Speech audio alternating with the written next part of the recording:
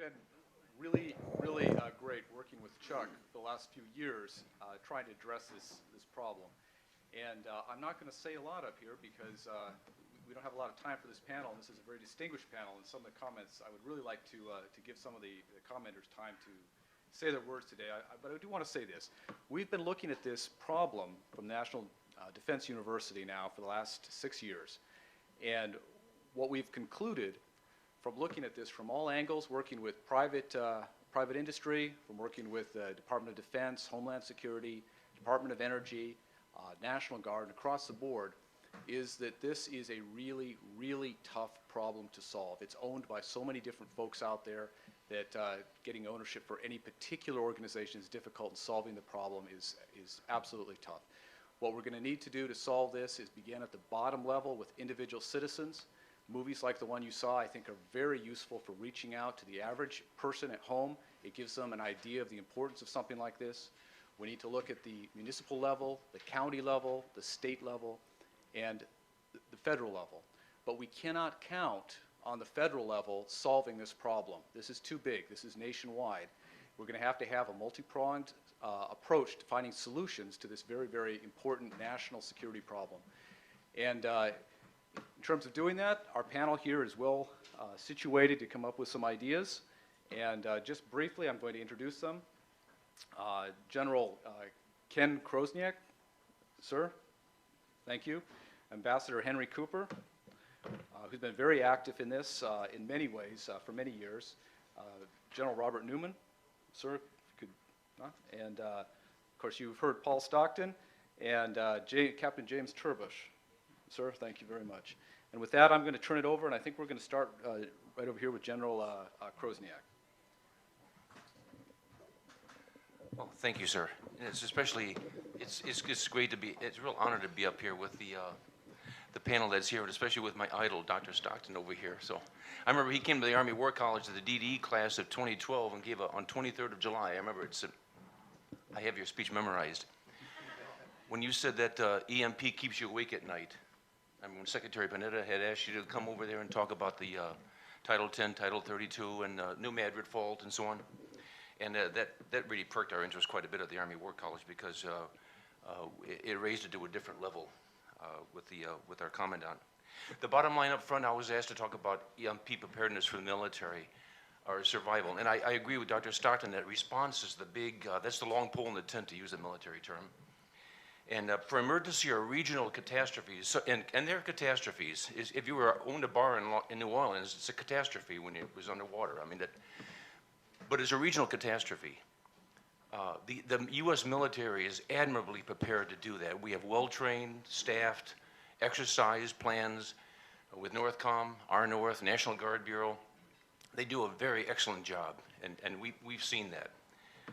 However, the military is not prepared for a cataclysmic event such as if it reaches that level that we just saw a few moments ago. And our base is a maxims, complex catastrophe, whatever you might call it, but I call it a cataclysmic event, almost a tragedy. But as Dr. Stockton said, we can attack this elephant and bite it off bite by bite and actually walk it down to the base and mitigate as much as possible. You're not going to mitigate everything, but you can, like Congressman Frank said, you can take it into small bites now and hopefully have some impact to save. We're going to lose a lot of lives anyway, to save some lives, quite a few. I'll focus on 3 areas quickly. With my few years of military service, I've noticed that the most important things that I picked up with my few years of study this, not as much as the other gentlemen here have been studying it, is basically on troops, training, and communications. First one is troops. You need people. You need people identified, you need them trained, and so on, and we do not have military personnel right now, probably within NORTHCOM, within our North, and so on. We have wonderful SBRNI forces, chemical, biological, radiological, nuclear enhanced forces out there that are very good at what they do. The state adjutants generals, General Newman had the home response forces and so on, and they're excellently trained if they can get out the front gate. But there aren't that many of them. What you're eventually going to need when, as Dr. Stockton said one time, when the state governors call FEMA and say, send us all you've got, and the state, and then after a while, they send them everything they've got, And then the FEMA director, Craig Fugate, contacts the president, and the president calls the SecDef and said, send me everything you've got. Eventually, we're going to need general purpose forces. General purpose forces will not be trained to go into this no-notice pickup game. Some of you have been on some football and baseball teams when you were younger. You just had a little pickup game, but you have to have what I call training now. You have to be able to at least acclimate and make these forces aware of what kind of environment they're going to be going into. Now, the Suburni forces are trained for this, and some of the the home response forces are trained, but you're going to have untrained military forces going into multiple regions, not just one region, but maybe all 10 regions, maybe 4 or 5 regions. But what do you do in the military? You always plan worst case situation. So all 10 FEMA regions are involved. Let's just say it's a cascading effect like the National Geographic blackout. All regions, all at the same time, over vast urban and suburban areas, multiple jurisdictions for a very long, prolonged period of time, maneuvering within a humanitarian disaster environment with overwhelming mass casualty, graves registration, sanitation, medical needs, without the benefit of the defense industrial base, because you're going to need those critical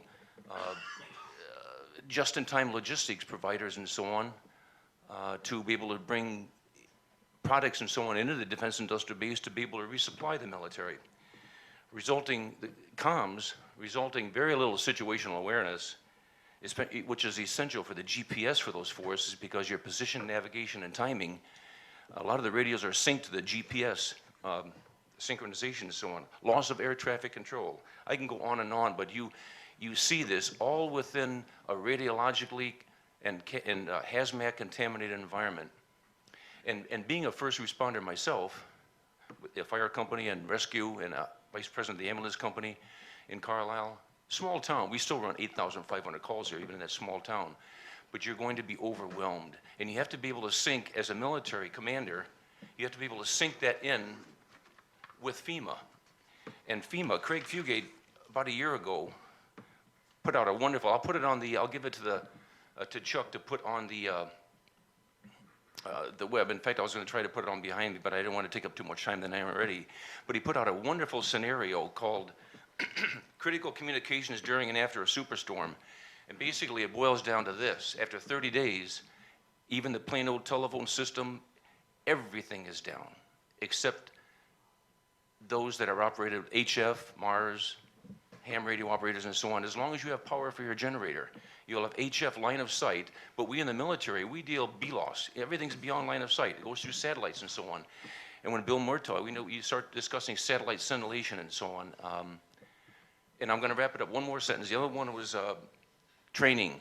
If you can actually start training people, at least develop plans and scenarios for a nationwide magnitude of which we have no plans right now, and start exercising them, at least, and get a lot of the smart minds in here to incorporate some of their ideas on how we can at least respond and hopefully mitigate the loss of lives that are naturally going to occur anyway. Sir. General, thank you very much. Ambassador Cooper. Yeah. I want to link back to the first panel this morning just a little bit with what I say. I want to address 2 issues. One is I'll call it the threat from short-range missiles off our coast, including from the south, as well as the satellite launch that was mentioned by Jim Woolsey. The good news, as far as I'm concerned, is the Senate, if they get around to passing eventually the Defense Authorization Act, which is under consideration now and is supposed to be passed in the next couple of weeks, it will demand that the Secretary, or instruct the Secretary of Defense, to come back with a program recommendation for how to improve the East Coast defense, including against threats from the South. And it's my belief that the Department of Defense below the Secretary is prepared to deal with this question. So many of the issues of concern, I believe DOD may address over the next year or so. It's appalling to me that they've let it go this far without dealing with the short-range threats, since we've known about it for well over a decade. And there are options. There will be a lot of talk you'll hear about needing a new site for missile defense along the East Coast, extending all the way to Ohio. is one of the places being considered. I'll let you think about why that is. And I would just want to make an observation that the Aegis ships that we have deployed, and last year a day at random would have found 4 to 6 operating or in port along our east coast, have the inherent capability of shooting down ICBMs that come at us over the North Pole. We demonstrated that by shooting down a satellite in 2008, I believe it was. So all that is needed is a radar up in Maine to make this happen. If you move the one that exists, and I forget what Army base it is, to Maine, it would cost like $20 million. If you bought a new one, it would cost like $300 million. A lot of money, but chump change in the broader scheme of things, and certainly far less than building a new site. And we could overnight have defenses for those of us who live along the East Coast from threats from the north. Our ships can also defend against short-range missiles if they're nearby, and that is the case when they're in ports as well. So it's a matter of training in that case, and the Navy can certainly provide that capability if, in fact, they're called upon to do it. The problem, a key problem, is that none of our ships operate in the Gulf of Mexico, so we're wide open to threats from the south, whether they come from vessels off the coast there or from Venezuela, which has ties, as you may know, to Iran and other places. And that the other thing that was mentioned was a satellite threat. If the Iranians or North Koreans choose to do it, they can overfly the range capability of the defense interceptors that we have, and we have none directed toward the south now, and the ships can provide interim capability for that. We need, ultimately, I believe, space defenses to deal with that, but that's years away for other reasons.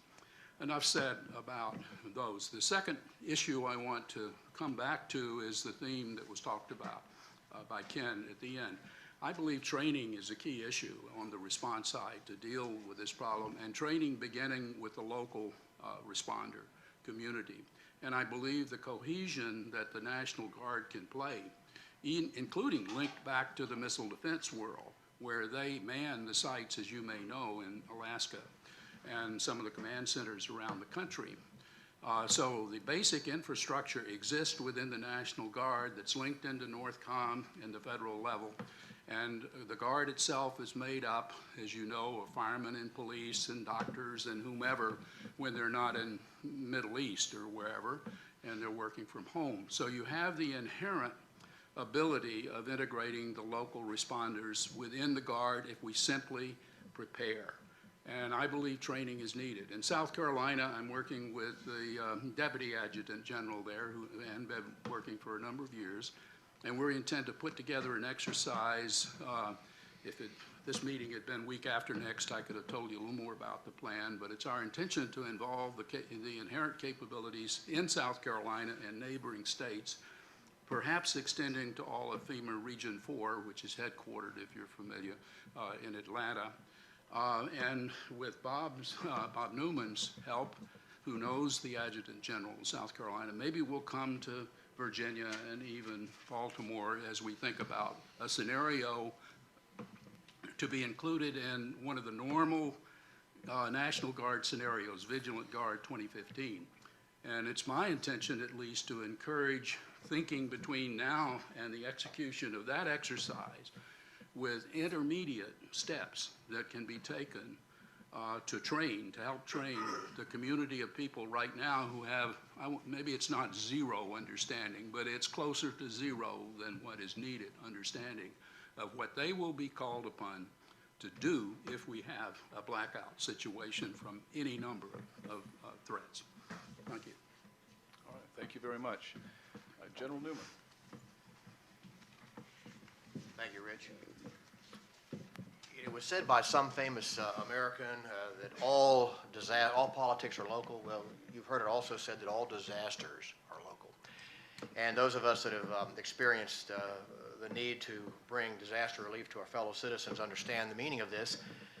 When you talk about first responders of what I call first responders of consequence, those people that can bring a lot of stuff to help relieve an emergency situation, you're talking about the National Guard. Now, we're often guilty of assuming that everyone understands that the National Guard is a dual-headed organization, and you hear terms like Title 10 and Title 32 thrown out. Let me simplify it for everyone so we're on a common sheet to begin the discussion. The National Guard has two commanders. During times of peace and when they're not mobilized under federal orders, their commander-in-chief is the governor of each state, or the Commonwealth of Puerto Rico, or the territories. So we have 54 tags, 54 National Guard units. In that capacity, in the Title 32 role, which is U.S. Code, Title 32, the Guard is funded for all its training, for all the equipment that it uses by the federal government. But it takes all that training that is used for the war fight, to go to Afghanistan and Iraq or whatever a Title 10 mission, the president will direct the Guard. It uses those capabilities, those trained resources, those guardsmen, airmen, and soldiers to do whatever the governor determines that they will do. In the other role, and this is where most of us think we know the National Guard, you'll see them in Afghanistan. You'll hear about a Guard unit returning, or one that's departing, or one that's serving over there. And we think that the Guard is the reserve of our country, and they're over there fighting the fight against the bad guys, and that's true. But in this context, and in the discussions we've had over the last 2 days, I think it's obvious that the National Guard can play an important role, not only in preparing to defend against a catastrophic, or as Ken said, a cataclysmic attack. Did I say that right? Cataclysmic attack. But also to help recover from one, which I think is the real challenge, as Secretary Stockton was talking about. I can tell you now that at least from my time, and I've been out of uniform for 3 years now, the National Guard was not ready for this mission. We had not planned, we had not trained, we had not exercised to the degree necessary to handle a cataclysmic event. Now, sure, we had units that could do that, and we had partnerships with other states through emergency assistance compacts. We had partnerships with the United States Northern Command and others, but on an individual basis, I can tell you that the Guard was not there.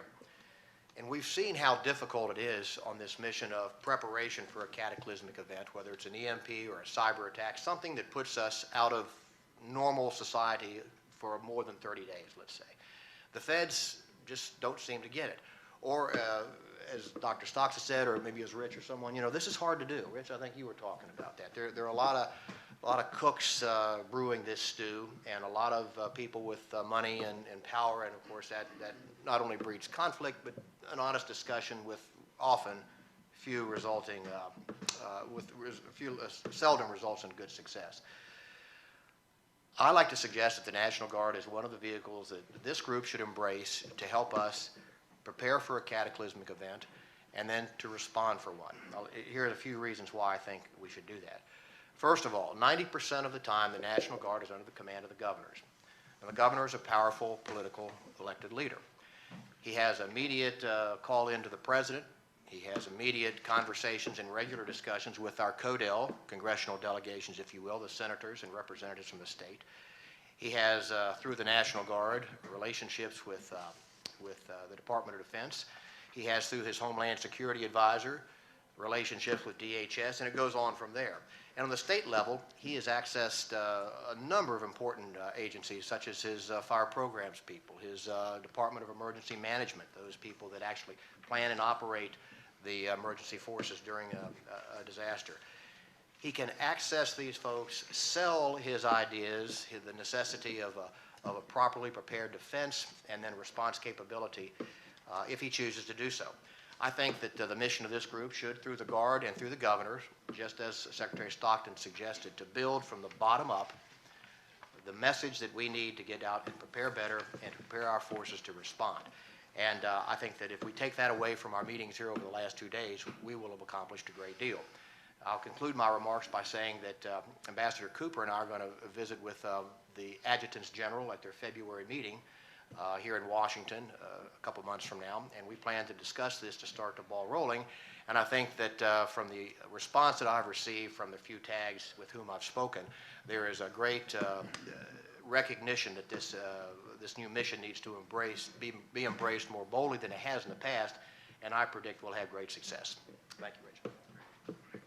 General, you went 10 seconds over. Take that out of Dr. Stockton's remarks. All right, very well. Captain Terbush, sir. Yeah, let's see if this works. Well, great. First of all, I wanted to say thank you.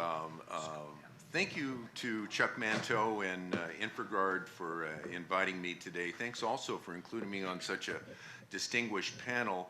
I get to work at NORAD and United States NORTHCOM. I work in the Science and Technology Directorate, and this is one of the projects I've had the opportunity to spend a little time on. I want to make 3 quick points today. Let's see, I have 5 minutes and 10 slides, so it should be a piece of cake. Okay.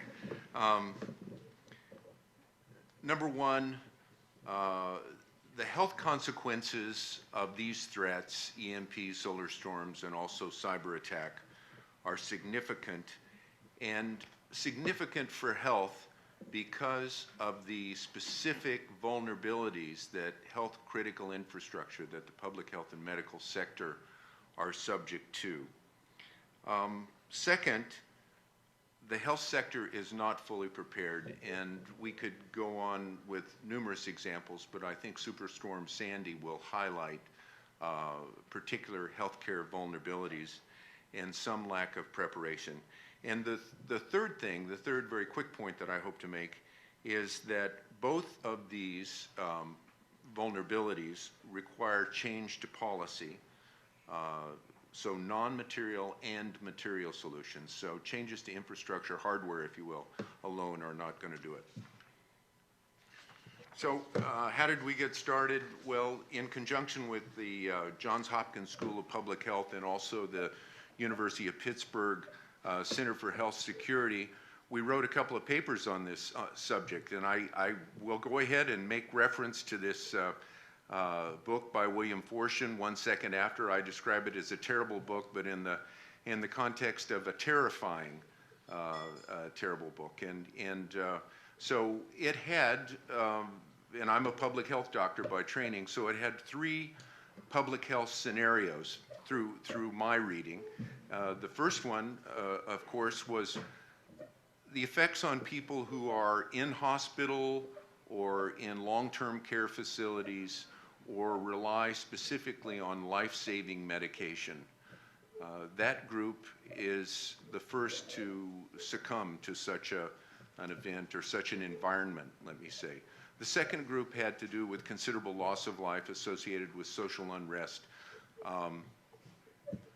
And the third had to do with the society coming back to the carrying capacity of the land. But the first threat, the first public health die-off, if you will, was a particular concern to me.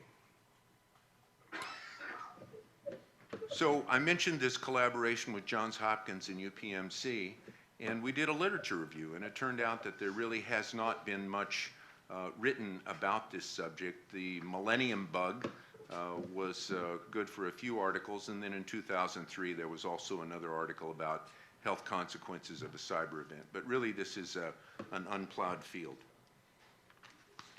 So many of you have seen this slide before. It talks about the vulnerabilities and interdependence of critical infrastructure.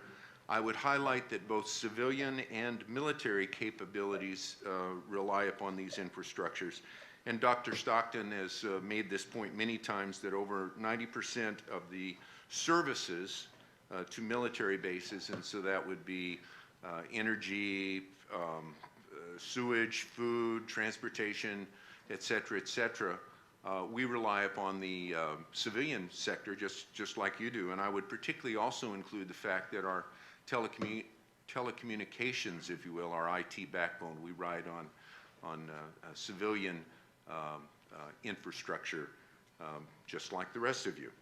A series of cascading failures could interrupt some mission-critical functions of the military, and this was in essence the beginning of this project.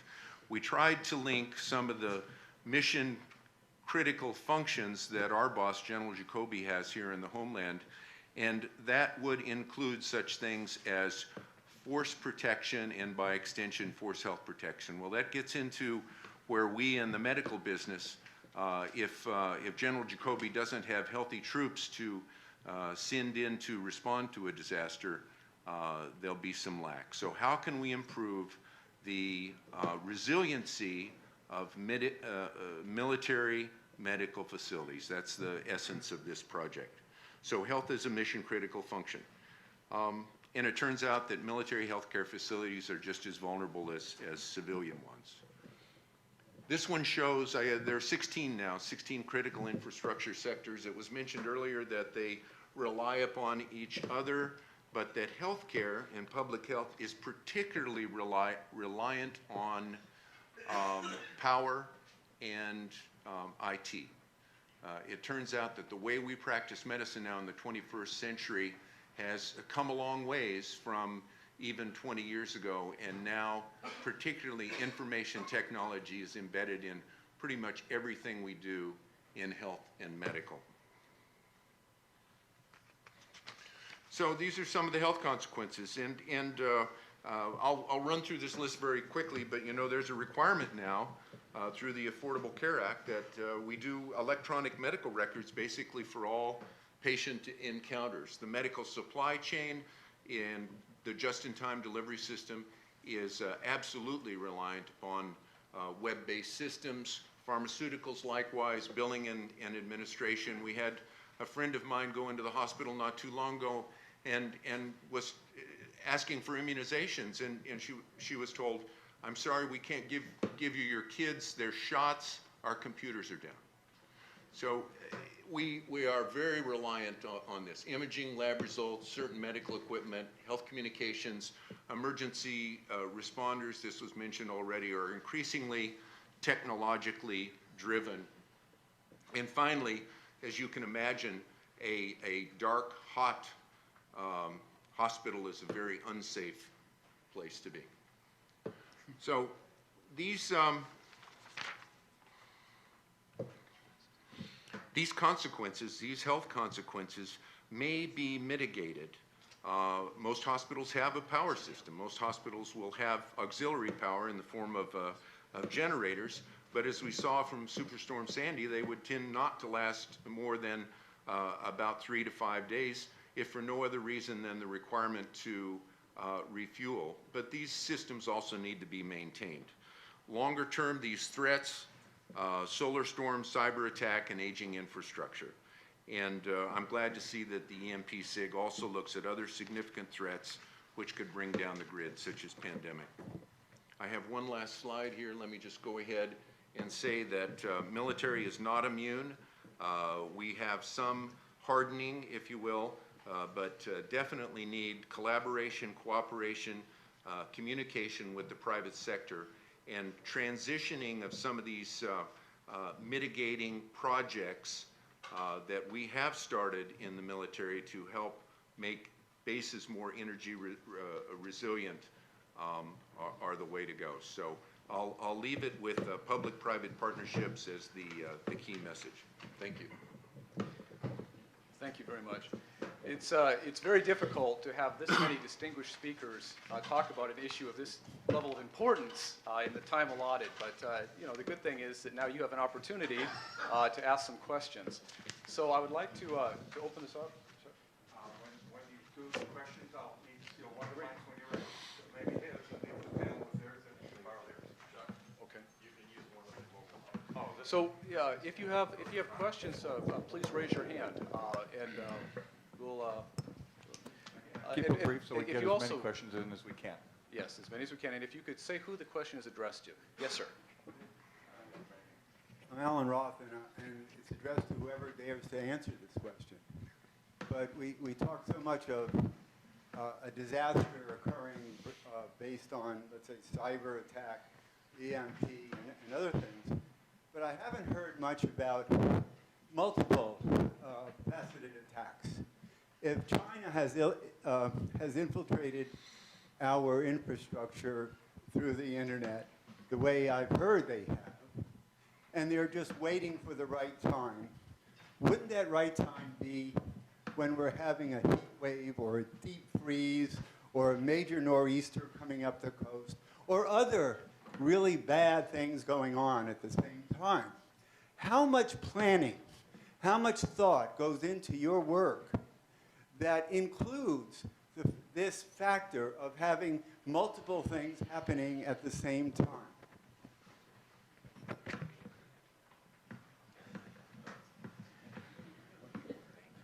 Alan, I think that's a very important consideration, and it's been taken into account for some time. I believe it needs to be considered even further. So you've mentioned the possibility that an adversary would have ample warning of a storm approaching the United States, such as Sandy. But I would say we also need to think about a combined arms attack. That is, the possibility that a cyber attack would be supported by a coordinated kinetic attack with improvised explosive devices or some other kinetic means on critical components of infrastructure. To have those two events occur simultaneously could present exceptional challenges rather than one threat vector alone. I'd like to add the thought that, and to remind you that during the Cold War, when we worried about the Soviet Union attacking the United States, we planned literally to deal with an EMP attack as a precursor attack on the United States, basically with an attempt to shut down our ability to communicate with our strategic forces. And when I say our, I mean supporting the president's decision. We spent an awful lot of money on hardening that system against electromagnetic pulse. We didn't spend a penny on hardening the critical infrastructures to support the Homeland defense mission for a whole lot of other scenarios. And I hope that the current Department of Defense continues to support the testing and the surveys and all the rest that are assured to have needed to maintain a hardened system of communication in our strategic forces. But I have to tell you that we've shut down a lot of the testing vehicles that we used during Cold War to save money or for whatever the other reasons are. So I worry about whether or not we have maintained even the capability that we worked enormously hard during the Cold War to achieve to deal with a precursor attack. And as was stated here, is if China or someone else is going to use this EMP, if you will, as the primary mechanism, I think you can surely count on cyber and other activities as a prelude. Okay, we have a question in the back here.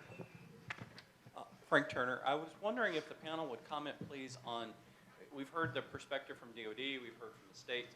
Can you talk a little bit about what you think your specific roles and responsibilities would be, especially all the way from prevention through response, and how you would pass command and control back and forth? Sounds like a guard question. Oh, I'm not sure.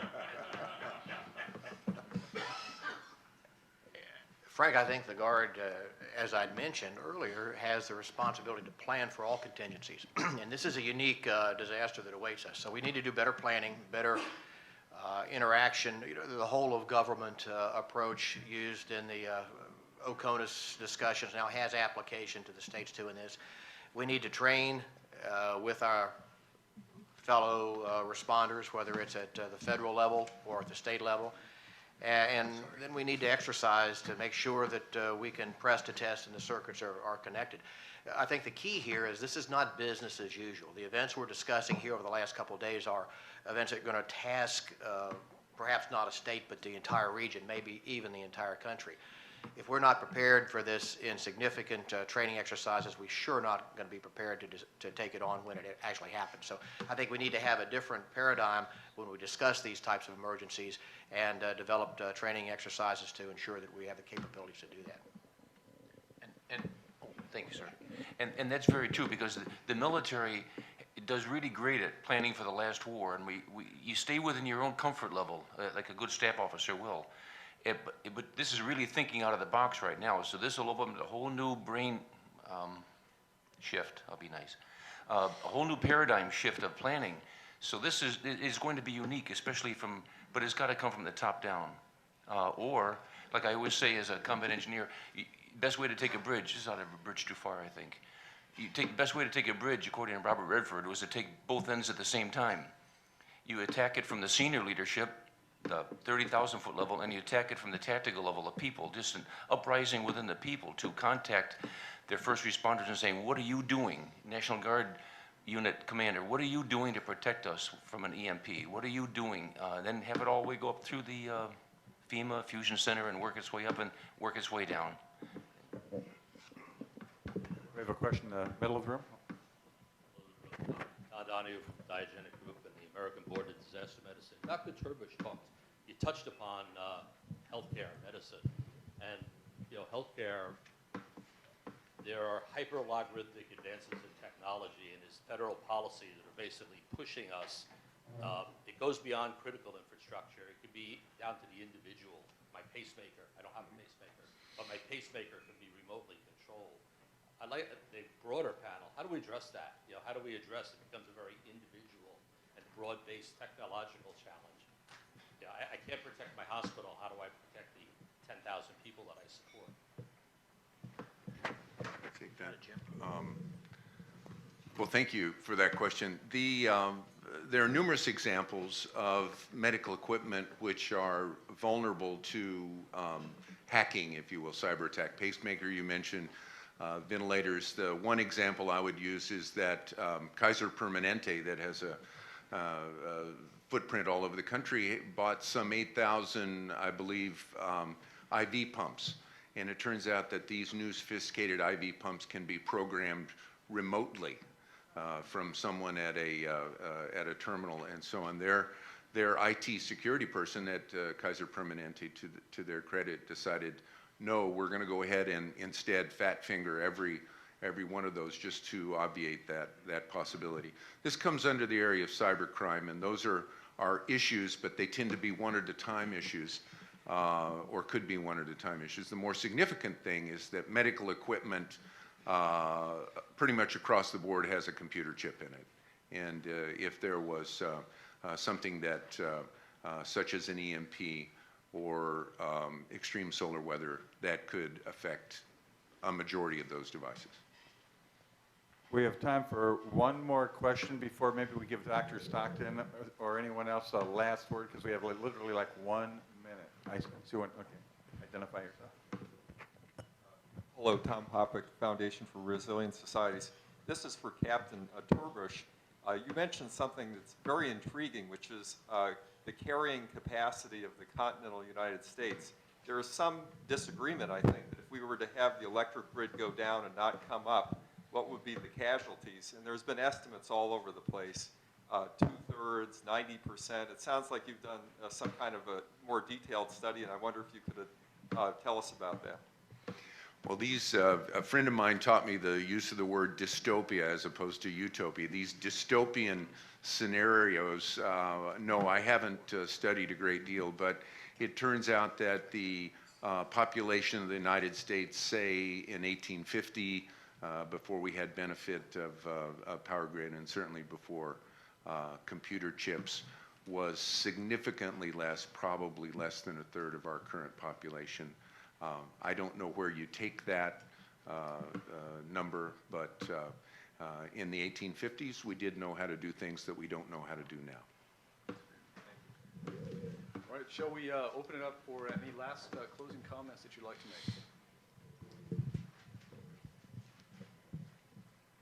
Chuck, let me thank you, InfraGard, but everybody in the audience. This constitutes the coalition of the willing, and we are willing to make progress. Let's stick together and continue to not treat this challenge as something that's so large that progress is impossible, but that chunk by chunk, we're going to do what it takes to help defend the nation.